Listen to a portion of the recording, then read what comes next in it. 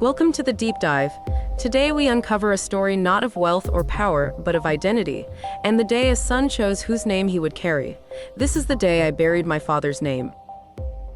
I remember the sound of the stamp. It hit the paper hard and the clerk didn't even look at me. She slid the sheet across the desk like it was nothing, but for me it was everything. I took the paper and folded it into my jacket. Outside, the rain came down steady, and cars sent water spraying across the street.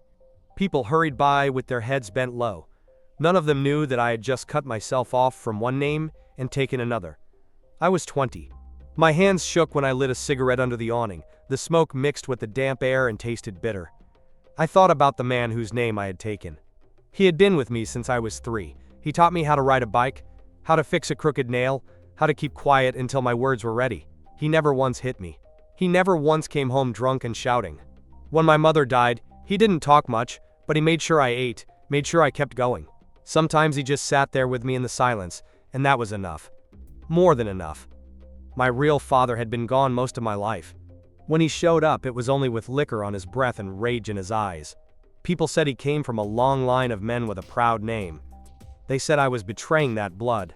But there had been no line for me, no pride, just empty nights and broken bottles. The man who raised me was the one who deserved to give me his name, not the one who disappeared. When I showed him the paper, he thought I was joking. He laughed. Then he saw the stamp, the seal still fresh. His face changed. He turned away from the table, pressed his hands over his eyes, and his shoulders shook. He had 2 kids of his own, but he had never held me apart from them. I called him Dad long before that day, but now it was on paper. That was the proof. I didn't say anything.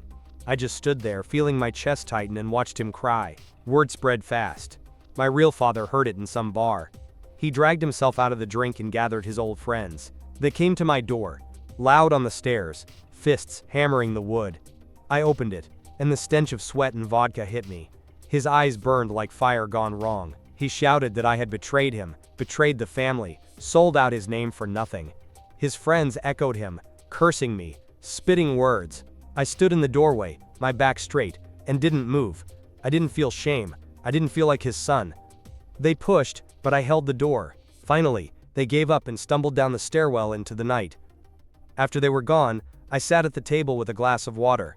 I unfolded the paper again and traced the letters of my new name with my finger until the ink blurred. I felt calm. I felt tired. Outside, the rain had stopped. The streets shone under the lights, slick and quiet.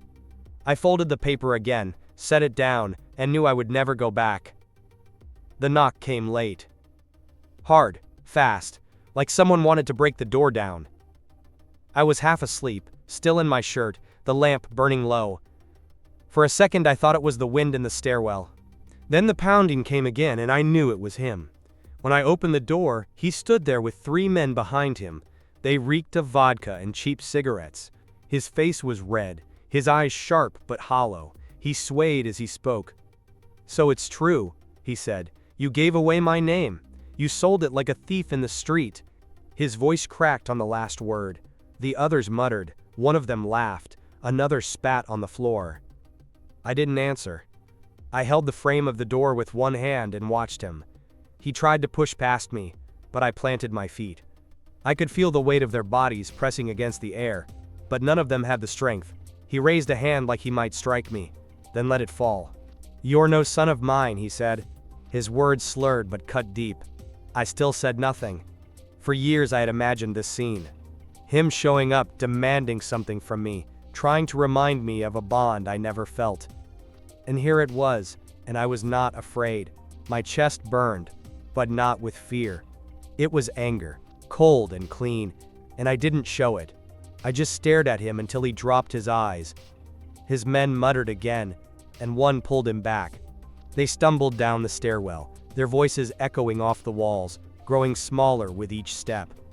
The silence they left behind felt heavy. I shut the door and leaned against it. My hands shook, but only after the lock clicked shut. I poured myself water and drank it slow.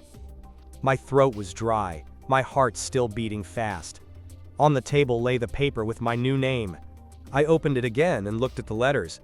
They were steady, black, permanent. His words couldn't touch them.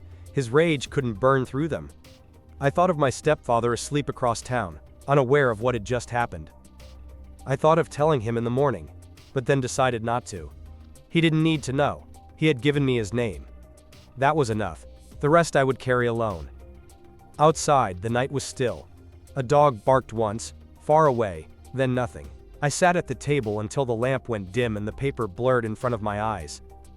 I woke early. The city was gray and damp from the night rain. The windows were streaked with water, and the street below was empty except for one man sweeping puddles of leaves toward a drain. My head felt heavy, but my body was steady. I boiled water, made tea, and watched the steam curl. It was the first morning I had woken with his words still in the room. They hung like smoke, but the paper with my new name lay on the table, and it anchored me. By noon I took the train to see my stepfather. He worked at the garage, same as always, his sleeves rolled, his hands black with oil. He looked up when I walked in. "You're early," he said. His voice was calm, a little surprised. I shrugged. I didn't want to tell him about the visit, not yet. He didn't need that wait. Instead, I sat on a crate and watched him finish with a carburetor. His hands moved slow and sure, each motion practiced, each tool laid down in its place. When he washed his hands in the sink, I handed him the paper again. He smiled faintly, like he had seen it enough times already, and said nothing, but I could see it in his face. He was still not used to it. His lips pressed tight, his jaw clenched, and he folded the paper carefully before setting it down beside him. Then he put a hand on my shoulder, just for a second. It said more than anything. We ate lunch together in the small kitchen at the back of the garage. The soup was thin, the bread dry, but it filled us. He talked about the car he was fixing, the price of fuel, the weather turning colder. I listened and nodded. The talk was simple, but it steadied me. It was his way of keeping life in place. No storms, no shouting, no broken glass, just steady ground. When I left, the air had cleared. The sky was pale blue, the clouds broken apart. I walked the long way to the station, past the park where my mother used to take me as a child. The swings were empty, the benches wet, but the trees still stood tall. I thought of her. I thought of the man beside her all those years, the one who never left, the one who now gave me his name. I carried that thought with me as the train rolled back toward my side of the city. At home, the evening was quiet. I locked the door, sat down at the table, and looked once more at the paper. The old name had been buried, but I knew it would not stay buried for him. He would dig it up again, come back with his anger, try to take something from me. I didn't know when. I didn't know how, but I knew it was not over. It didn't take long. A week, maybe 2. I heard him before I saw him. His voice carried in the stairwell, raw and broken, like a man trying to cough up his lungs. I froze when I heard my name, the old one, the one that no longer belonged to me. He shouted it again and again, louder each time, until doors opened down the hall and faces peeked out. I opened my door before he could reach it. He stood swaying, one hand on the railing, his face gray and swollen. No men with him this time. Just him, alone, and his shadow cast thin by the bare light bulb above. His breath stank. His eyes searched mine, wild but tired. He lifted a finger and pointed at me. "You think you're better than me now," he said. "You take his name, you spit on mine, and you think that makes you a man." I didn't answer. My throat was dry. I gripped the edge of the door with one hand and waited. He staggered forward and pressed a palm against my chest.